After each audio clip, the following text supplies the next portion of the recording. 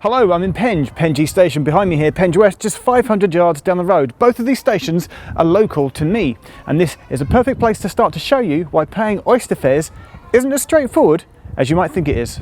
To find out more about this, I've been speaking to Mike Whitaker. He runs the brilliant website called Oyster, which breaks down in extreme detail discrepancies in the Oyster fare system, of which we're going to highlight some of the issues now. The first thing that you should know is that TfL services and National Rail services can charge differently for almost the same journey. Let's say I work at Oxford Circus, and I go there from Penge East on a southeastern train into Victoria and then make a Zone 1 tube journey. In the peak, that would cost me £5.50. But if I choose to go from Penge West Station instead, which is also in Zone 4, and I travel just on the overground and then tube, it only costs me £3.90. Next is something strange to do with OSIs. That's an out-of-station interchange. That's where you can leave one station and in some cases enter another, and they treat it as one continuous journey.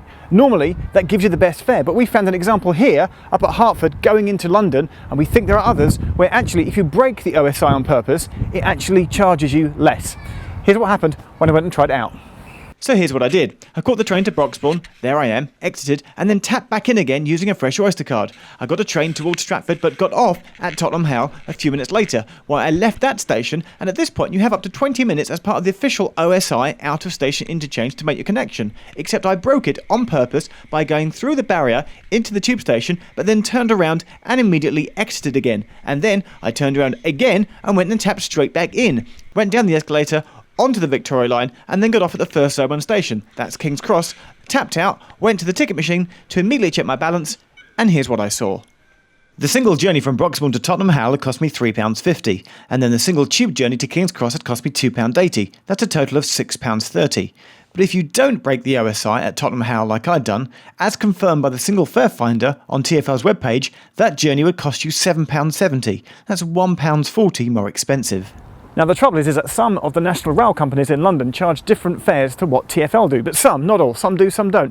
How are you supposed to know? If you're not a transport nerd, you're going to get caught out by this, aren't you? It's a common problem, as Mike explains.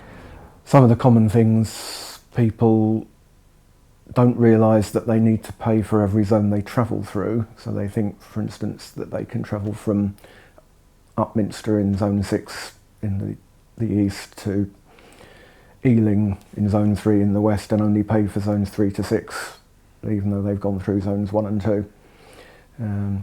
Or people will be using National Rail, but they've looked at the TfL underground fares and they say, well, why is it charging me more?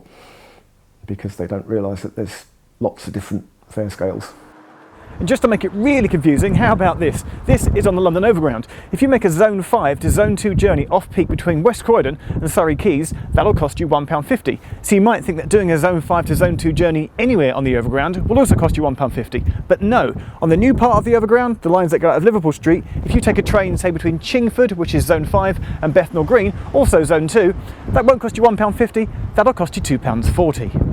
But our favourite anomaly might just be our next example, and that's when you're travelling on the Overground to and from Watford Junction. Now, the thing to know here is that peak travel here unusually only applies going into London in the morning peak and then going out of London in the evening peak, which means there's an example where if you split your journey, it's cheaper. If you commute from Clapham Junction to Watford direct, it will cost you £4.70 in the morning peak. However, if you go from Clapham to Willesden Junction and exit the station, it'll charge you £1.70. Immediately tap back in and travel up to Watford Junction, and that'll cost you just £1.80, which is £3.50 in total, £1.20 cheaper than if you didn't break your journey. So, is it going to get any easier or simpler in the future? Bizarrely, it might, because just this week, before we started making this video, TfL announced that they were taking over some suburban railways in London. The South Eastern franchise, for example, might become part of the TfL London Overground empire. If that happens, fares might flatten out to be the same, or they might not. We just have to wait and see. In the future, I'd like to see Transport for London take control of all the fares so that whatever mode you use, the only constraint is how many zones you go through. And I'd also like to see a simplification of some of the zones. There's too many. Now, to be totally fair, don't go into a panic. You probably aren't affected. But there are certainly cases, as we've shown, where it isn't as straightforward as it should be. So what to do? Well, our advice would be look at the TfL single fare finder. Their address is on screen right now. Check out your journey. If you make a change, see if you split your journey, if actually it would be cheaper.